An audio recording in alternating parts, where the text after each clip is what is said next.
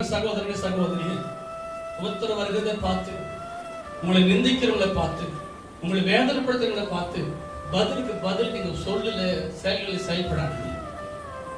இது தேவனுடைய சித்தமா இருக்குது அப்படின்னு எண்ணி நீங்க வருவீங்கன்னா, இந்த தாவீதுக்கு நேரிட்ட, இந்த தாவீதுக்கு நடந்த ஆச்சரியமான காரியத்தை ஆண்டவர் தாமே உங்களுக்கும் எனக்கும் தேவன் செய்வார்.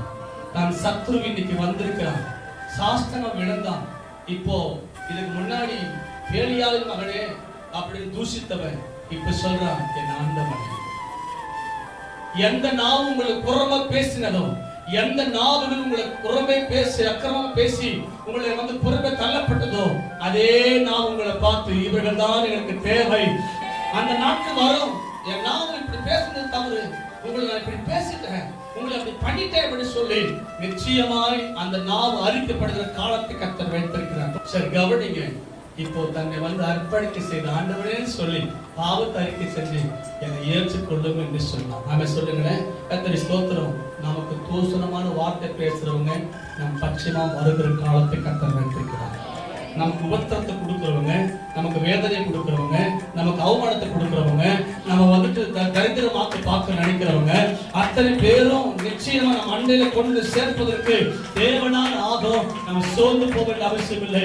தாவீதின் தேவன் நம் தேவன் நம்மோடு கூட இருக்கிறார். நீங்கள் நான் பிதாவின் சித்தத்தை மாத்திரம் செய்வோமானா நிச்சயமா என் சத்துருக்கள் மத்தியில் இருக்கிற பந்தியை கர்த்தர் ஆயத்தப்படுத்துகிறது. நாம கர்த்தரை ஸ்தோத்திரம். தொடர்ச்சி நாம நீங்க ராஜாக்கள் புஸ்தகத்துல 2ஆம் அதிகாரம் அதில் 36ஆம் வசனத்தையும் வாசிக்கப்படும் போது இந்த சிமியோனுக்கு தாவீது வீடு வாசலை கட்டி ஏற்படுத்தி கொடுத்தார். நாம சொல்லுங்களேன், கர்த்தரை ஸ்தோத்திரனால எந்த தாவீதை தூஷித்தானோ அந்த தாவீது மூலமாய் நன்மை உண்டாச்சு, நன்மை உண்டாச்சு. அதனால உங்களை எண்ணி தூஷிக்கிறவங்க தூஷிக்கிட்டோம், எதிர்த்து பேசுறவங்க பேசட்டும், என்ன செய்ய நினைக்கிறாங்களோ செய்யட்டும். ஆனா நாம் ஒன்று மாத்திரம் செய்ய கத்துக்கொள்ளப்படணும்.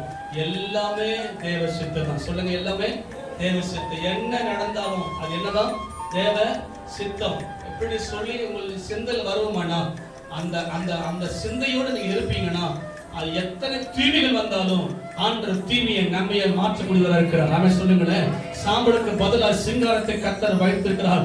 வனாந்திரத்துக்கு பதிலாக ஒரு சேமத்தை, ஒரு செழிப்பை தேவன் வைத்து நம்மை ஆசீர்வதிப்பதற்கு நம் தேவன் நல்லதாக இருப்பதற்காக ஆண்டவரை ஸ்தோத்திரிக்கிறேன்.